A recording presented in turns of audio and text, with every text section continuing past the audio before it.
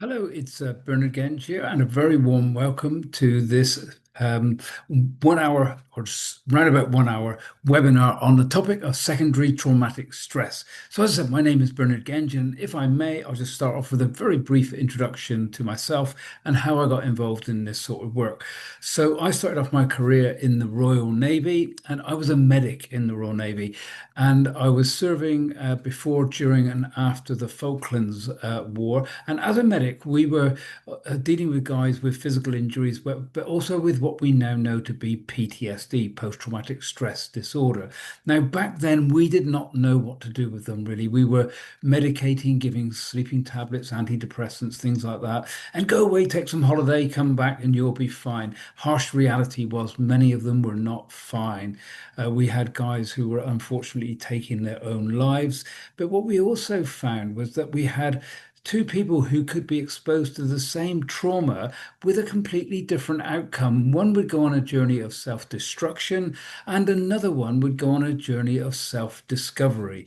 So, one of my key learnings from that was the people who went on the journey of self-discovery prioritized the building of their emotional, physical, and psychological resilience in the good times.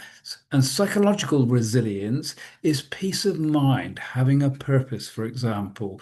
Physical resilience is our physical well-being, and emotional is very much the content of this evening's webinar. So I'm just going to get a little PowerPoint that's going to guide our discussion. And you can see in front of you secondary traumatic stress with me, Bernard Genge. In the corner, Vision 100, live longer, live healthier. And that's my kind of catchphrase for all the work that I provide. So, what are the aims and desired outcomes of this evening's webinar? Well, the aims are to understand what this secondary traumatic stress is, and then we'll be able to make the link between that and post-traumatic stress disorder, and small and big T trauma, and your risk with regards to that. Ideal outcome is that you will know what to look out for in yourself and others. You'll know how to reset an over and under excited stress response, and you'll know how to calm your nervous system. Now, to get the best of this as we go through, maybe just get a sheet of paper, A4 size, draw two lines down it, and then in one column, you can make a note of the things that you will start doing. In the middle column, the things that you'll stop doing. And in the right-hand column, they're the things that you'll continue doing. I'll be probably sharing some things you'll think, I'm already doing that. And it's a kind of reassurance. So you need to perhaps continue doing that.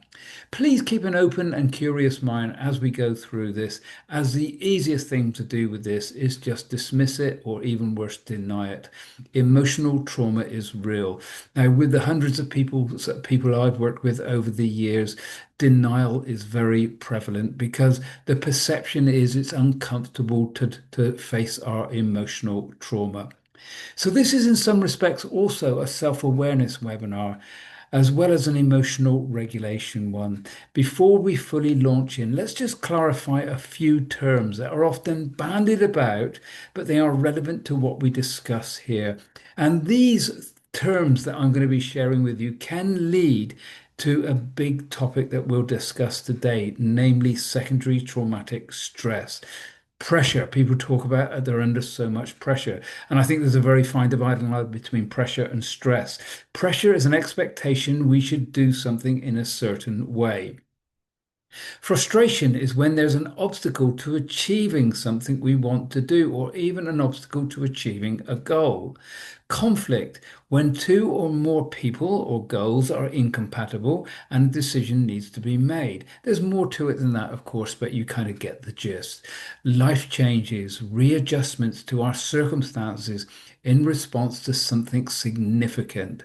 Then acute stress, which is caused by a major event, usually short in duration, and it has an endpoint.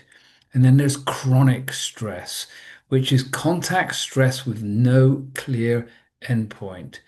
Traumatic, a stressful event that can lead to what we now know to be PTSD.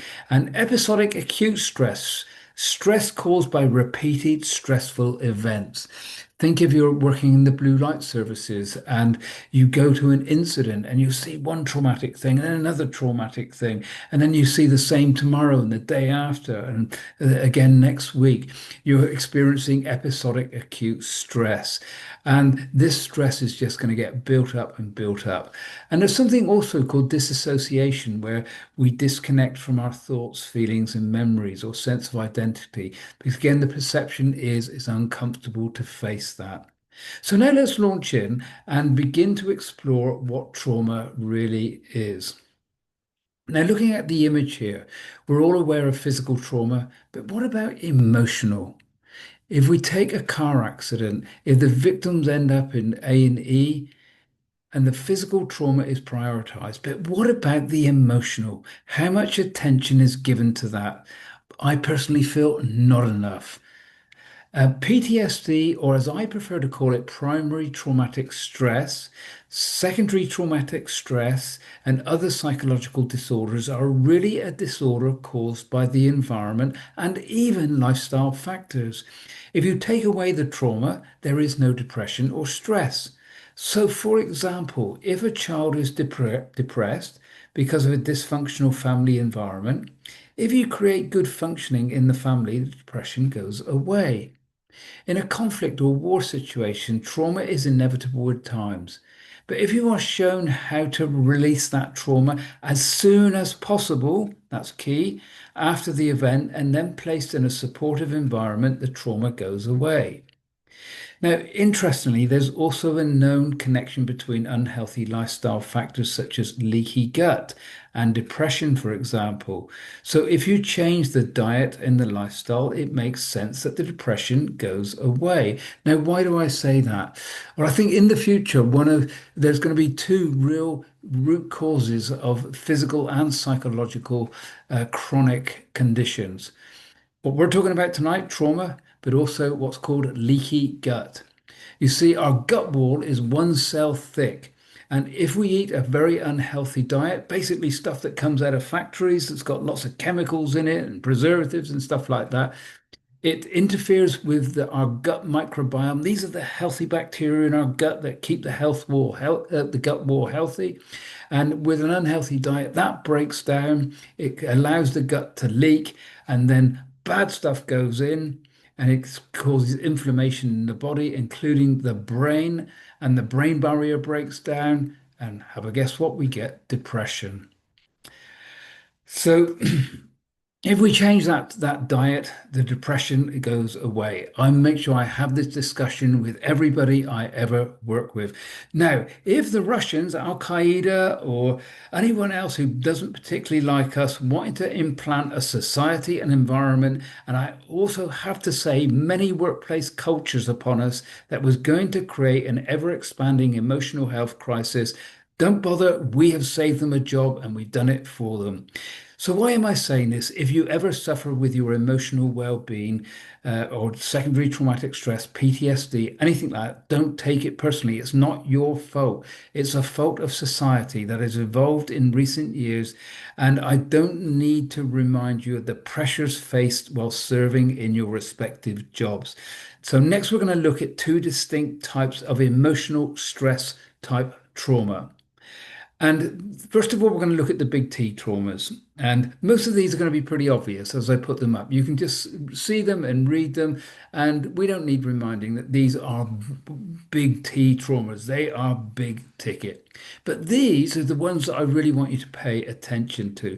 They're the small T traumas. And this is what is a big risk. And a really good starting point for all of these, as I put them up, if we ever experience them, is actually naming them as traumatic and validating them as traumatic because that aids our recovery. Now, we might withstand a big T trauma, but we're so weakened by it that a small T trauma or a series of these small T traumas is what causes our coping abilities to collapse. Now, as all these come up, you can probably relate to many of them. And these are the sort of things that unfortunately have become fairly commonplace in our society. Now, to exacerbate what we experience in life and in your work duties, in recent years, we've experienced the mass trauma of the pandemic, of course. And then there's been the humanitarian crises around the world. I can think of Yemen, Syria, Afghanistan, Palestine, and then, of course, Ukraine as well. For many of us, it's traumatic to watch scenes on our TV, social media, the news articles, and this news stuff is 24 hours now. All this modern technology can bring these disturbing images into our homes at the click of a button. And one thing we should understand is why we get drawn into it. Now, if you and I were in a car together and we were driving down the motorway and we saw an accident, we would both look. But why? We kind of inherently know that we could see something really disturbing. Well, our minds are kind of programmed to look at that because what our mind is saying to us, although it's horrible for the poor people who are involved in this, it's a temporary relief to me because it's not actually happening to me right now. Now, our media and our film industry and things like that, they know this. And that's why they put so many traumatic things on our screens. I did an experiment a little while ago. I just went through the kind of TV channels until I could find something that was uplifting. I got to 40 odd channels before I gave up. This negative stuff, this traumatic stuff is everywhere. And what that does is it rewires our brains in the wrong way. If any of you are aware of neurogenesis and neuroplasticity, which is really exciting because it tells us it doesn't matter what age we are, we can create strengthening neurons in our brains by doing the right things. It's beyond the scope of today's webinar. But all this stuff that I'm talking about, all this negativity, it works in the opposite way. So it breaks down the neurons in our brain. And hence, perhaps one of the reasons why we are seeing so many brain degenerative diseases, think Alzheimer's and things like that. So why am I saying all this? We must be active and not passive with what we watch, what we listen to, what we read, and even who we associate with. You know, choose positive stuff, watch positive stuff, listen to uplifting material, read things that really inspire you, and even, choose to associate with people who are really uplifting. Because with these small t traumas, these little t traumas, with what I'm talking about here, it's our bodies that keep the score. And after this, well, at the PowerPoint that I'll send to you all at the end, I'll give you a link to a really interesting video. The video is by a gentleman called Bessel van der Kolk, and this is his book. His book, if you can see it, hopefully that's clear there. Is called The Body Keeps the Score. And really interesting guy. He's been in this field about the same sort of time as me, 40 odd years, and he's one of the leading psychiatrists in the world with regards to trauma. And in his book, he talks about this, that the small t's can creep up on us. And it's the trauma is really our relationship with the event or events and our level of physical and psychological tolerance at the time of the event. So what does that mean? I think it means that we all should prioritize building our resilience and our resolve. Now, there's many ways of describing what trauma is. And I think one way is to remember the acronym UDIN, UDIN. Trauma can occur through U, an unexpected event. That is D, dramatic, so it has high emotion and fear attached to it. It is I, isolating. So we feel lonely even though we might be surrounded by others experiencing the same thing. And this happens a lot with blue light workers, emergency workers, and finally, N, we perceive that we have no resources to deal with it. But one very valuable resource is taking control of how you respond to it.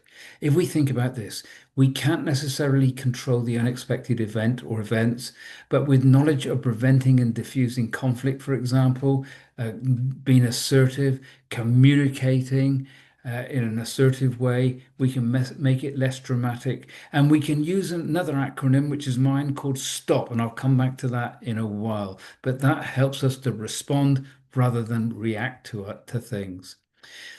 Now, just to clarify, there's repressed and suppressed emotions. Repressed emotions refer to emotions that you unconsciously avoid.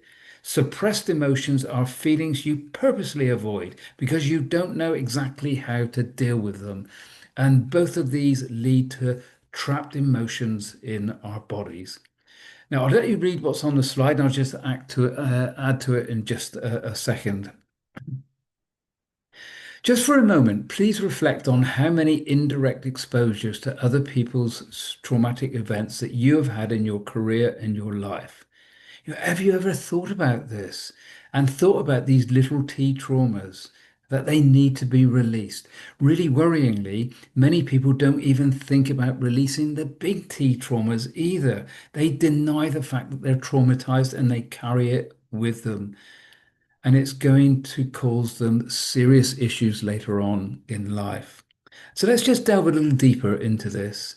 So, as you can see, the risk factors and causes here of secondary trauma stress. So, really, as you're looking at this slide, the same question as previously: how many indirect exposures to other people's traumatic events have you had in your life? And in pursuit of your job and caring for others, which has to be done in many roles in the military, frontline emergency services, and other stress-inducing jobs, and indeed we got stress-inducing lives, many of us. Do you ever neglect yourself and your own well-being? If you've ever experienced bouts of compassion fatigue or a lack of caring, that is an early warning sign. It's important for all of us to recognize the early warning signs of secondary traumatic stress and the accumulation of these small t traumas. So look out for emotional dysregulation by heightened reactivity. So we're not responding, we're reacting to events. We got mood swings, difficulty in managing stress. So that's causing emotional dysregulation. We're more anxious. We can even be depressed. We may have anger issues.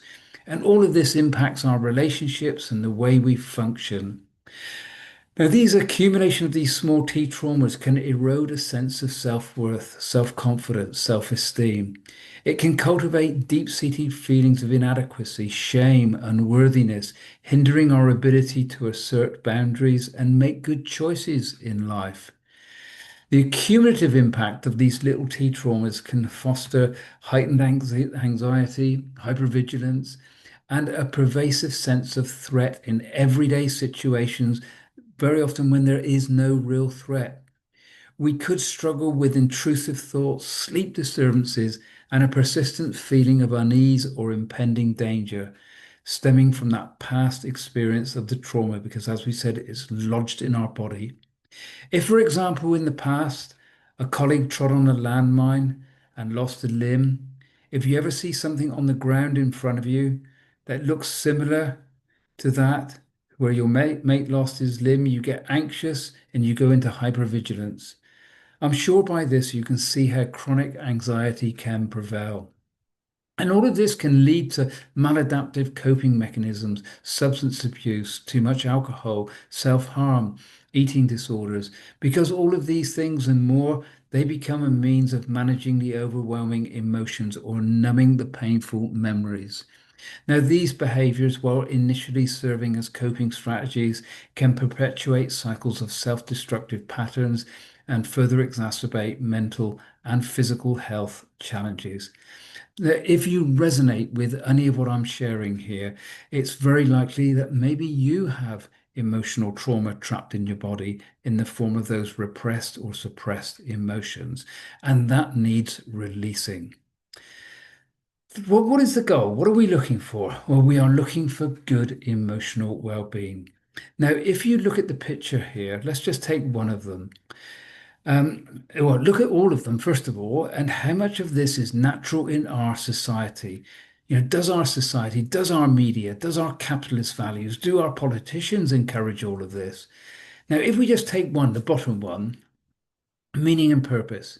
When we find meaning and purpose, We are these. This leads to achievement of all the others here. I think it's something that's really overlooked in our society. You know, we start playing to our strengths. We find happiness. We have clear values. We have high self-esteem. We become optimistic. Our relationships are better and we have lower stress. Now, I'm sure these people exist, but I am yet to meet a person living with a purpose to be depressed. In all my work, this is one of the goals and people for people I work with is to find a purpose. Now, a useful definition of emotional well-being is offered by the Mental Health Foundation, and it's a positive sense of well-being which enables an individual to be able to function in society and meet the demands of everyday life. And this, of course, is what I guess all of us would want. So, emotional health is an important part of overall health.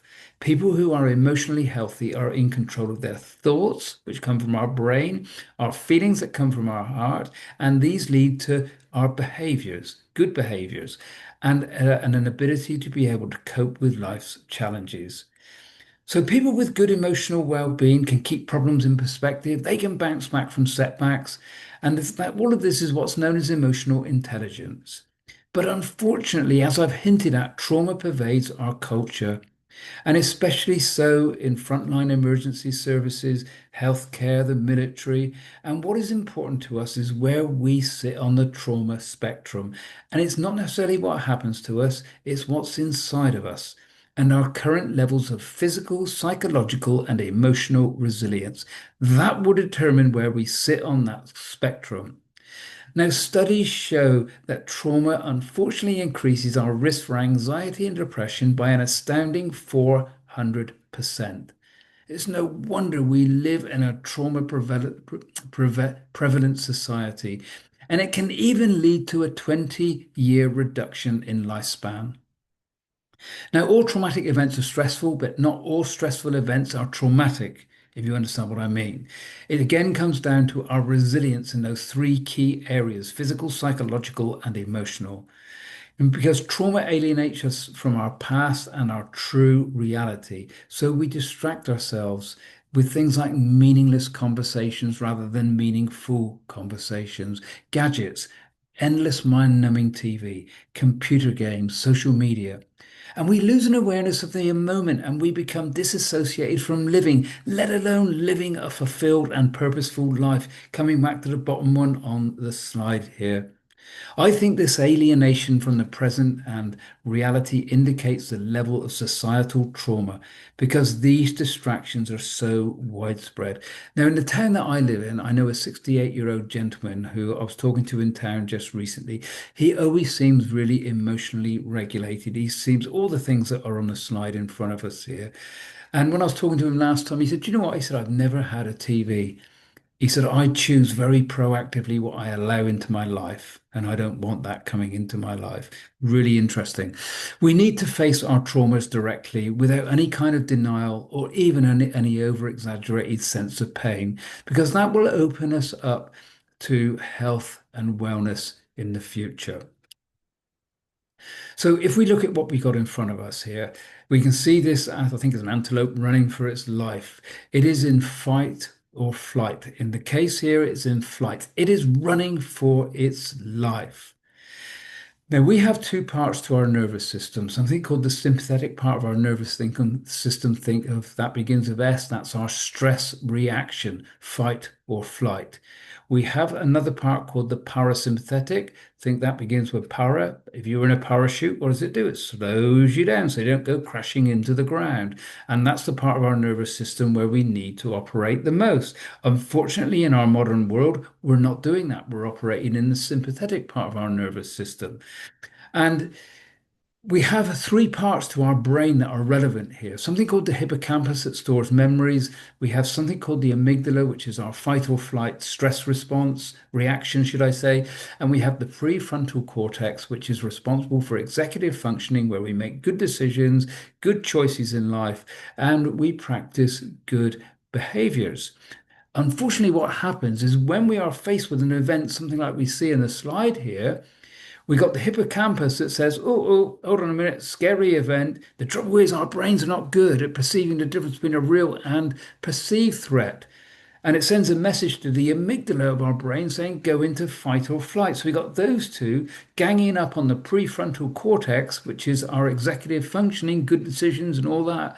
And it stops it functioning as it should. We make mistakes. This is really important if you're working in frontline services.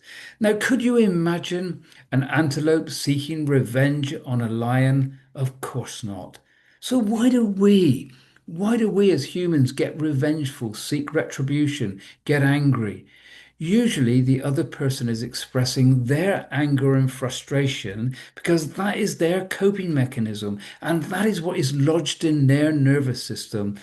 Perhaps because it's what they saw or experienced as a coping mechanism as a child. Now, we can learn a lot from nature. We can learn a lot from animals with regards to releasing the stress. And this is really important. The buffalo that we see here in the top left, when it's escaped the clutches of the lion, there's three things that it will do. Firstly, it stands there and it shakes. Because instinctively, and you can see me shaking now, that's what I'm doing.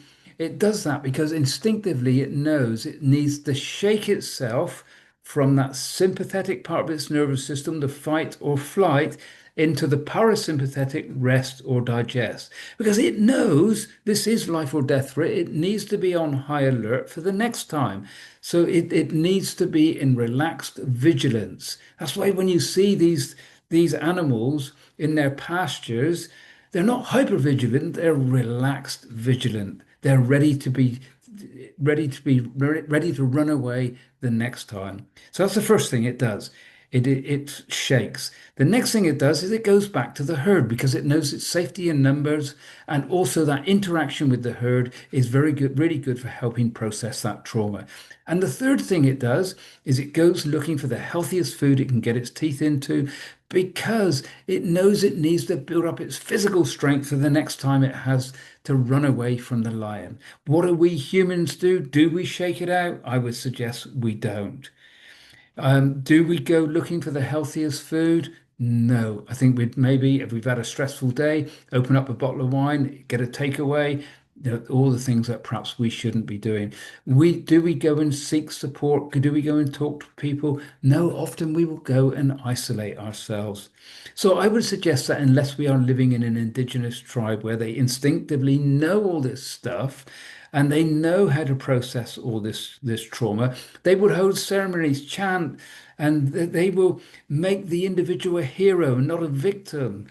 Then we are not in touch with our instinct, and we tend to do things that are not instinctive to us. Indigenous tribes, they would not even allow a stressed person near a pregnant lady because they instinctively know this stress can be passed on. Now, I'm just going to share a little story with you on this.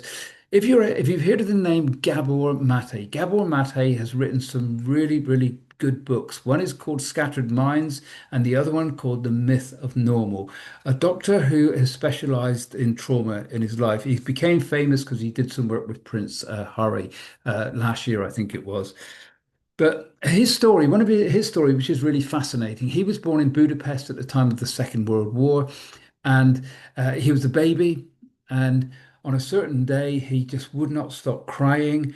And his mum phoned the local doctor and said, "You're going to have to come and see Gabor because he will not stop crying." And the doctor said, "I would love to, but all the Jewish mothers are phoning me because their babies will not stop crying." Now, what were the babies picking up on? Because they didn't know about the danger that they were in and their families were in, but they were picking up on the stress from their parents, from, the stress of the local community, the Jewish community. So that is how these things get lodged in us. Gabor Mate, by his own admission, later on had addictions that he had to deal with. So it's worth just clarifying. I did some clarifying at the beginning, but what about emotion? What is an emotion? Well, if we break the word up, Emotion is energy in motion. So this is what should happen. We all experience sadness, for example, from time to time. Sadness is a good emotion because it allows us to give sympathy and empathy to other people. But if we don't shift it, what happens? It becomes depression. Everybody you'll see with depression has nearly always had about a sadness before. Now, animals in indigenous cultures know this. So they get to work on releasing that trauma straight away. And that is what we need to do. And a great starting point is knowing that if you have an overexcited stress response, you get angry, frustrated, really irritable, for example, then you need something to calm your nervous system down immediately. So think meditation, think a bit of reflection. Think about doing a havening technique, which I'll show you in a few minutes' time. If you have an underexcited stress response where you withdraw, you isolate yourself, you need to get your nervous system moving again. So think of going to the gym, running, doing something that gets you up and moving if you're at home, for example. Now, unlike physical injuries or illness, emotions can't be seen. So let's try and make them more real. We will come back to shaking in a moment and how and when we should use it. But for now, I just want us to look at our emotional state that either lightens us up or darkens us. So what we see here, sadness and depression have a lot of blue. Think winter blues. And this is what we should avoid. This is something called Kerlane photography, and it depicts the energy field or aura. It reflects the physical and emotional state of the subject. Now, if we look at this, this is completely different to this. Happiness and depression. I think most of us would I think all agree that we want more of the light in our life. Now, if you would, I've always been very skeptical of this energy stuff until the last 20, 30 years, I guess, really. Well, 30 odd years ago. Um, but if you would like to see energy, just lay on your lawn or field and don't look into the sun, but look upwards and just focus about 6 inches in front of you. When a friend first did this to me, it brought all this energy stuff that I'm sharing with you tonight real. Focus 6 inches in front of you, and within a few minutes of just focusing and relaxing your eyes in front of you, you'll begin to see white dots going all over the place. And that's the energy field around you. And then if you look up to a tree somewhere and just focus on the leaves with those relaxed eyes, you'll see a little white aura around it. That's the energy field around the trees. So if you have skepticism about what I'm sharing with you tonight, that's a little exercise that can really help to make this stuff real. Now, this here. Um, this is water crystallizing and how it crystallizes differently. This was introduced to us by a guy called Masaru Emoto, a Japanese businessman, a pseudoscientist, and he claimed that human consciousness could affect the molecular structure of water. He wrote a book called The Hidden Messages in Water, and he found that it could react to positive thoughts and words, and that polluted water could be cleaned through positive affirmations, positive self-talk, positive emotions, and positive visualization. So the images, as I said, show how water crystallizes differently depending upon what it's exposed to. Now, I think this is really interesting because we are 65, 70% water, something like that. So what impact does positive words and images have on us and our physiology and biology? I think it's probably very profound. You know, if we think about the power of words, two kids in a tree, two parents down beneath, big gush of wind comes across. The first parent looks up and says, John, don't fall. What does John do? Fall, because his mind is focusing on the words fall. The other parent looks up and says, Sarah, hold on tightly. And Sarah holds on tightly. Completely different outcomes because of the words that were used. Why am I saying this? Choose the words that you use with other people very carefully. Use the words that you use to yourself very carefully. Talk yourself up, never talk yourself down. Now, leading on from this, there's been experiments done by placing cells in Petri dishes, and they were exposed to different emotional and nutritional input, and the cells developed differently. Now, I'm not an expert on all this genetics and cell stuff, but I do a weekly podcast and I'll share the link at the end. Episode 49 was an interview with Dr. Jean Carroll about nervous system healing. She's a PhD in genetics, and her thoughts and research is fascinating. It basically tells us that epigenetics is real. Epigenetics is basically a relatively new science that says our environment, our thoughts, our nutrition, and what we do to ourselves has a bigger impact on us than our genetics that are passed down from our parents and grandparents, etc. So let's never put it down to genetics. Let's put it in our own hands, is what I'm saying. Now, leading on from what I'm talking about here, these are the brain cells and heart cells. So heart cells, heart rhythms. And this is looking at our brain and heart under stress. On the top, frustration. On the bottom, appreciation. And you can see on the bottom where our brain and heart are aligned. And you can see on the top where there's a lot of what we call incoherence. These two here are prime examples. And that word I'm using, incoherence and coherence, are key. We know that debilitating emotions such as anger raises brain waves by over 200 times the norm. It's no wonder we can't think and act rationally when we're in that fight or flight. Because, and as I suggested, it's absolutely vital if you are working in a safety critical industry. Now, if we look at the top, frustration, we can see a disconnect between the heart and brain. This leads to that incoherence. We can't make good decisions. Our performance goes down, mistakes happen, and all sorts of things can potentially result in our performance when we are in an incoherent state. On the bottom is coherence. So the question is, how do we create more coherence? Well, one way we can do this is if you turn your attention inwards and on your heart. And I'm going to put my hand on my heart because I want to make a connection between my brain and my heart. And take deep breaths in and out through your nose. Say in for 4 seconds and out for 6 seconds.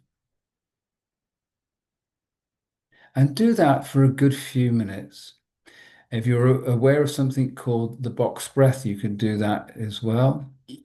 But keep your attention inwards and on your heart, and also at the same time evoke positive feelings such as care, gratitude, compassion, etc. And do that for a few minutes. And I'm encouraging you after today's webinar to do that once or twice every day for the next week, because the research suggests that simple exercise that I showed you there optimizes function of our immune system, our respiratory system, and our nervous system.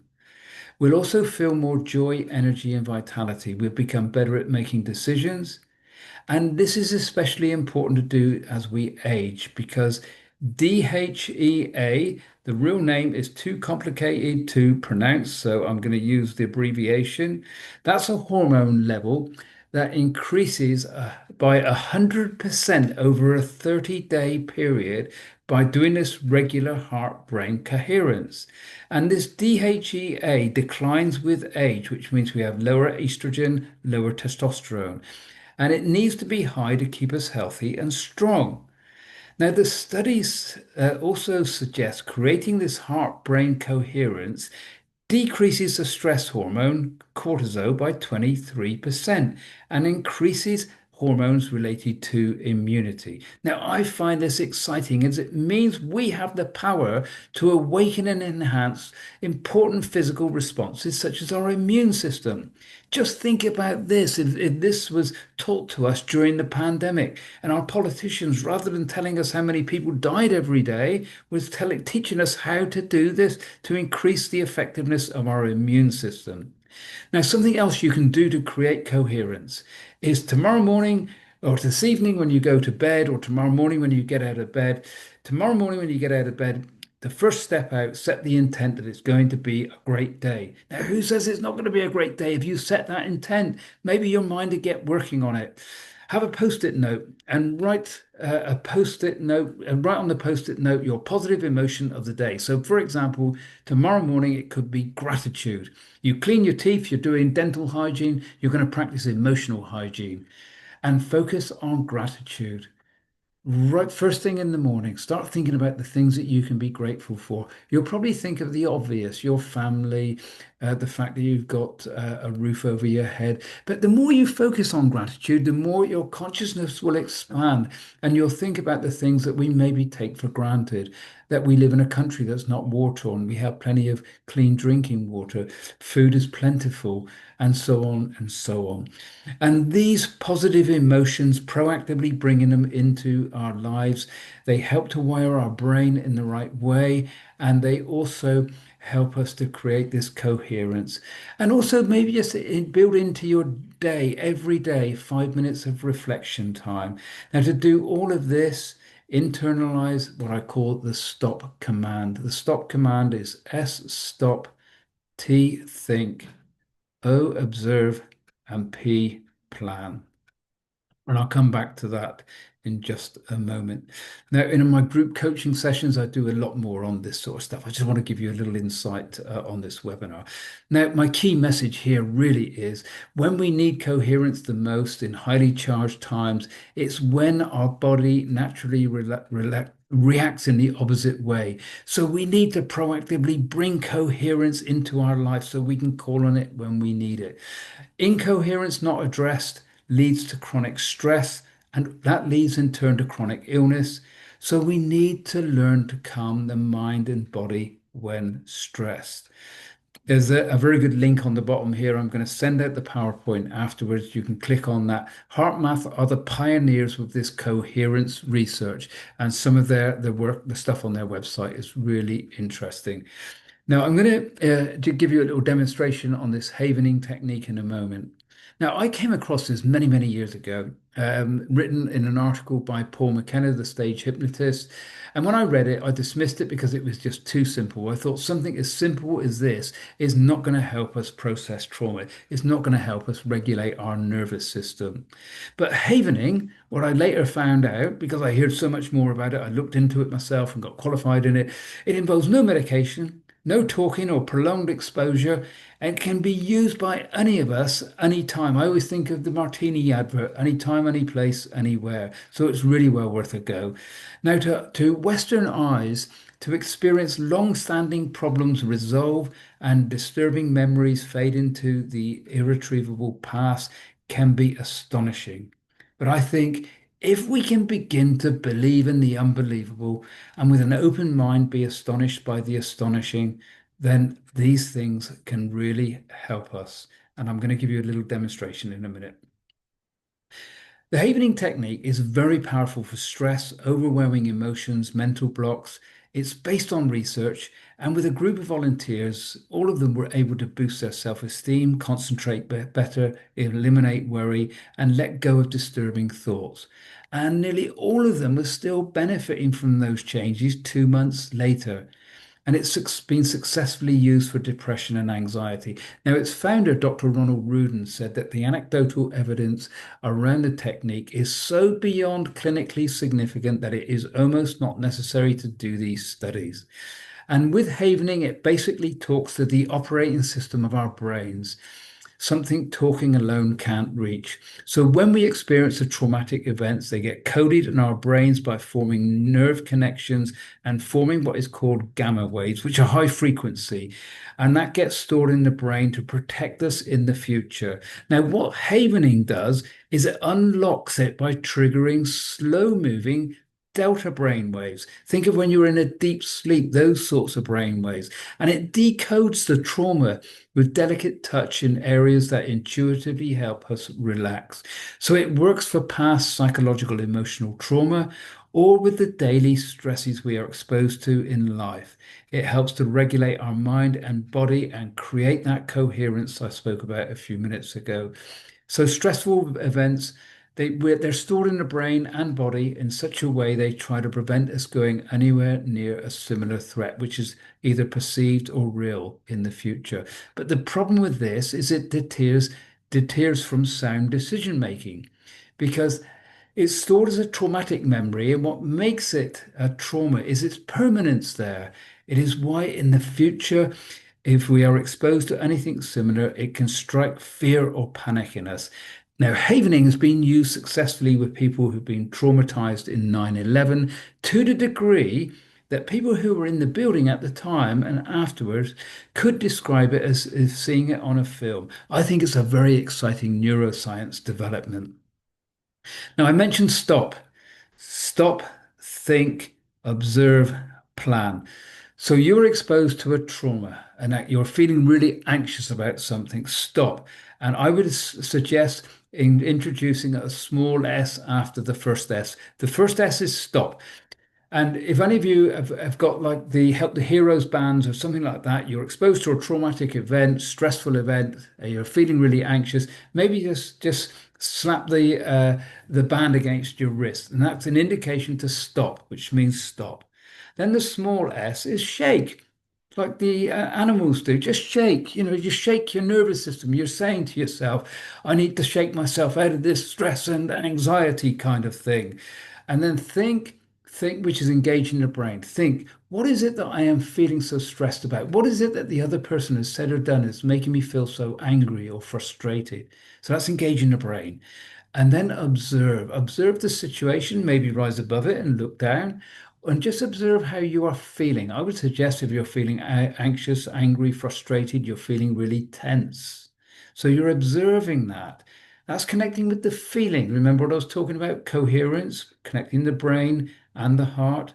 And then P, plan. And plan to use havening. Just anytime you feel stressed this week, you just do this. It's really effective. So havening is more than just a distractive technique. It's sending those calm delta waves to the brain, as I mentioned. And what you do to start with is the level of anxiety or anger that you're experiencing at the moment. Score it from 0 to 10. 10 is it's out of control. I'm going to explode. 0 is nothing. That's the goal, of course. So imagine I'm feeling anxious and I'm scoring it 8 out of 10, and I'm going to do a havening technique, and then I score it again at the end. Now, I mentioned in the uh, pre-email that if you've got a home blood pressure kit, focus on something that's caused you anxiety or stress in the recent past. Focus on that, get back into what it felt like, do your blood pressure, do a havening, and do your blood pressure afterwards, as well as scoring it with this what we call SUD, subjective unit of distress. So I'm scoring my anxiety as an 8 out of 10. And there's three touch points for this havening technique, which are the face there, are the arms here, and the hands here.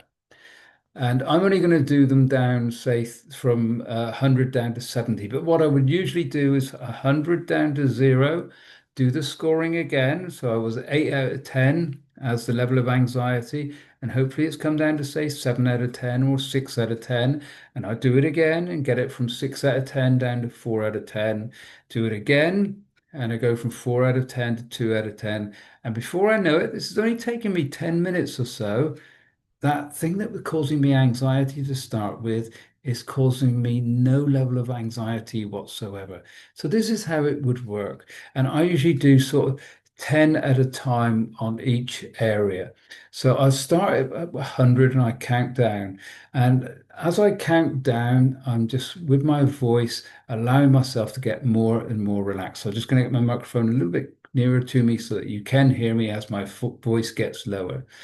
So 100, 99, 98, 97, 96, 95, 94, 93, 92, 91, 90. Deeper into relaxation. Now I'm changing the areas. 89, 88, 87, 86, 85, 84, 83, 82, 81, 80, 79, 78, 77, 76, 75, 74, 73, 72, 71, 70. And I would keep going down and down and down. And as I'm doing that and I'm counting down, I am just telling myself to relax and relax and relax. And I challenge you to do this over the next week or so, whenever you feel stressed, whenever you feel anxious, or even just do it. You can do it with those positive affirmations, those positive emotion of the morning, for example. Um, if you did decide to come on one of my group coaching sessions, I give guides and everything for all this technique and everything else that I share with people. So that's a flying visit to the Havening technique. Fascinating, really effective, and really easy to do. So, what are the key takeaways from today? Well, take this word, internalize it, stop, think, observe, plan. The little S is shake, of course. Now, I mentioned a key principle that I learned at the very beginning, which was about resilience and resolve. It increases our tolerance to stress and also other illnesses. Other key principles I've learned over the last 40 years is we need to create that heart-brain coherence. Havening helps it, and that hand on the heart with the deep breaths that I've talked about, that also helps it. We need to achieve nervous system regulation by using our awareness to know how we will respond to every stressful event, depending on whether we are over or under excited. And we all need to practice nervous system regulation techniques.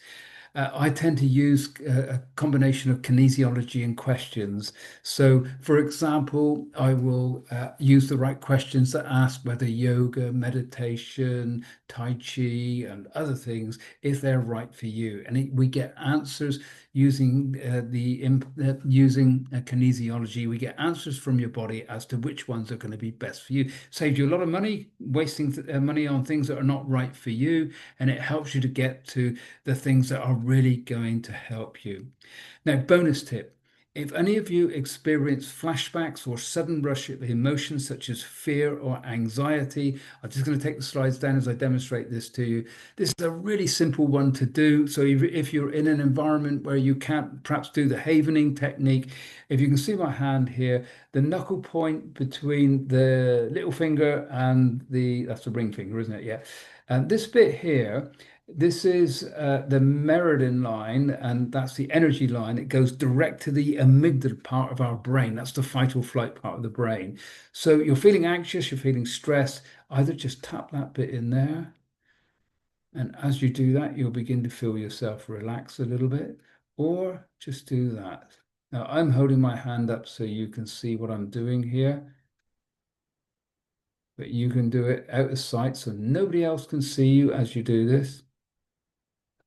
Now, what you might find with this and with havening and things like that, it makes you dry because when we're processing emotional stuff, it makes our mouth feel a little bit dry. So if you come on to any of my group coaching sessions, always make sure you're well hydrated as well, because it will improve the effectiveness of what we're going to go through together. So, what is my third key learning point over all these 40 odd years? That is, almost all of us have repressed or suppressed us, trapped emotions inside of us, and the body does keep the score, and they need to be tracked, traced, and released to remove the emotional baggage that holds us back in life and allows us to live to the full. Now, I share this during the 3 transformational group coaching sessions available via our Deeper website, which I'll talk to you about in a moment. My fourth learning principle: in an increasingly uncertain and stress-inducing world and society, we all need to prioritize our physical, psychological, and emotional, and even financial resolve. And sometimes resolve is a better word than resilience, as that's overused. And I think sometimes people use it who don't really know what it means. I hear politicians talk about, as a country, we need to be more resilient. I hear community leaders talk about, oh, we need to be more resilient in our community. Organizational leaders, we need to be more resilient in our organization. And I agree with all of that. If you ever ask these people what it really means, they don't really know. But whether it's a country, community, or organization, it can only be as resilient as the people within it. So, whether we face another pandemic, an environmental, economic, or other crisis, and personally, if we experience a loss, an accident, or other event in our lives, will we be able to look ourselves in the mirror and say, I am ready for this? Because physically, psychologically, and emotionally, I am strong. But also with the high levels of resolve in those key areas, we give ourselves the highest chance of preventing an unthinkable diagnosis. Now, to start this journey right today, here are some things that you can do. Anytime over the next 7 days, when you feel stressed, anxious, sad, angry, etc., initiate the stop command. Follow up stop with havening. So, as a reminder, don't forget the little s, which is the shake. Follow it up with a havening or a little rub or tap on the point between your knuckles there. Start every day with a positive emotion of the day, such as kindness, compassion, support, caring. Please start that this evening or tomorrow morning. Go to bed on that thought. Wake up with a positive emotion of the day. By going to bed with a positive thought at night, it's going to help you make sleep better. You know, these things are really simple but really effective. Make a commitment over the next week to read, watch, listen to, and associate with uplifting material and people. And in 7 days' time, reflect on how you feel. Now, sometimes people say to me, oh, where do I get the time to do all this? Where do I get the time to read, watch, listen to, and associate with uplifting material and people, for example? And the easy answer to that is identify the things that you're going to stop doing, the things that don't add any value, the things that are going to rewire your brain in the wrong way. Stop doing those things, and it gives you time to do the really good things. Now, I tend to work in one of three ways. I provide online group coaching sessions, which I'll talk about on the next slide. I provide retreats in Spain. So if you're somebody that prefers face-to-face, I can do that. I also work one-to-one, but I do have a very extensive waiting list for the one-to-one work. Now, my work starts by guiding you towards ensuring you have a strong safety net and you feel secure and you're ready to process your trauma. It's the foundation step for all trauma work. Then I help you generate absolute belief that you can achieve coherence, you can balance your nervous system and your life, and you can release all the trauma trapped inside of you.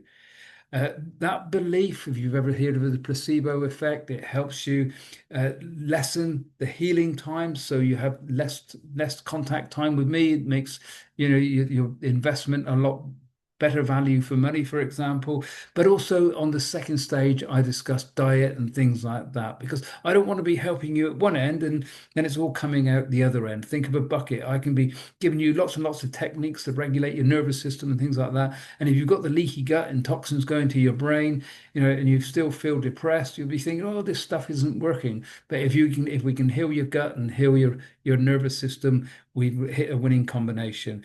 And I will also thirdly help you find the right method to achieve that coherence, to balance your nervous system, such as havening, which we've looked at this evening, but there's lots of others. And I'll also show you how you can glean answers from inside you regarding the right techniques for you to stay emotionally regulated in the future. Then at stage 4, I guide you to be able to track and trace the individual emotions trapped inside you and release them one at a time. Fascinating work, really intriguing and really effective. And number 5, I guide you towards that physical, psychological, and emotional resilience. So your tolerance increases. So you go firmly on the journey of post-traumatic growth. Interestingly, we are the only species that can choose resilience, choose to improve, strengthen our immune system, to relieve stress. So let's exercise that choice, the one area today where our rational left brain approach can really help us. Now, in a couple of weeks' time, on the 13th, I'm going to be putting on a free one of these again, Zoom call. There's no agenda, it's just a Q&A. And I'm hoping that a few of you might come along and just share how you've got on with some of the things I've shared with you today. I love success stories, but also other people here. If you've used some of these things and they're really working for you, share that success. It inspires other people. So Please join our Deeper group and our community. The Deeper and my Vision 100 community are there to help people like you uh, process, progress in the future towards your dreams. Now, as a free member, you can gain instant access to three introductory modules that I've created. And on the second one, I show you how you can ask your unique intelligence from whether you have trapped emotions, and using a combination, as I said, of the right questions and kinesiology. And when we get into achieving emotional regulation, you can use the same method for identifying the best techniques for you. Now, I'm putting on three foundation modules to rebalance nervous system, manage your stress in a moment, and experience greater calm and coherence. Then three transformation modules that are designed to help you identify, understand, and release suppressed or repressed emotions. Now, for anybody that has subscribed to this webinar, and I'll email this link out to you in the next few days. Normally, these modules are £30 plus each. You can have them for £25 per module or £60 for all three. So the three foundational modules, £25 each or £60 for all three. The full transformational modules, the three of them, £25 each or £60 for all three. Now, hopefully you would agree with this, that that is immense value for money. Full details will be on the website from the link that I'll send you. But also in here, you can also gain ongoing access to my Vision 100 personal resilience modules designed to help you build emotional strength and stress tolerance one step at a time. And please go in there and have a look at our membership options because they are all crafted to meet wherever you are on your well-being journey. And please don't miss our daily articles. And if you go and have a look, there's one in there called Can You Ever Reach the Avoidantly Attached, written by my colleague Carol. And I even left a personal, vulnerable comment because I could relate to so much of what she put into that article. Because we do grow through openness. So I hope to be able to walk this journey with you. My retreats, as I mentioned, website oldspanishmeal.com. Now, I'm doing two retreats in October. Again, just priced to cover costs for the venue and meals. And you can have one of these 4 days for £450, or you can have both for £675, all done at cost. The first one from the 2nd to the 7th of October, Unleash Your Potential with an Expanded Emotional Wellness Toolkit. 1 day of ancient wisdom for the modern world. Another day of Tai Chi on the beach, plus a guided tour of Old Town in Mahaka. Day 3, yoga, meditation, and the power of breath. Day 4, expression through walking and writing. And the second 4 day retreat between the 9th and the 14th of October, Emotionally Resilient for a Brighter Future. This will be guided by myself. The first 4 days of other colleagues who are based in Spain. Rebalancing the nervous system, track, trace, release trapped emotions, the keys to psychological and physical resilience. So all the things that I kind of touched on here. If I may, I just want to share one comment that a retreat attendee shared publicly. She said, I came on this retreat knowing I had resentment and a feeling of anger about my abusive upbringing, and I learned to bring it to the surface and process the emotional baggage from my past. And with this professional guidance, I was able to find emotional experiences from my past I didn't realize was still affecting me now.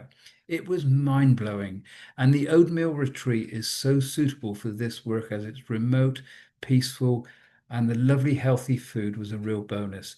I could go for a walk, swim, or use the outside gym and rower to reflect on my experience. I'll send details, of course. And my free podcasts, they cost nothing. Again, I will make sure you get the link. And the podcasts tend to share a lot of the theory, the research, the science behind the topic of the podcast. Whereas My group coaching sessions in the Deeper website tend to be a lot more action orientated. So it's practical strategies that you can use straight away to process trauma.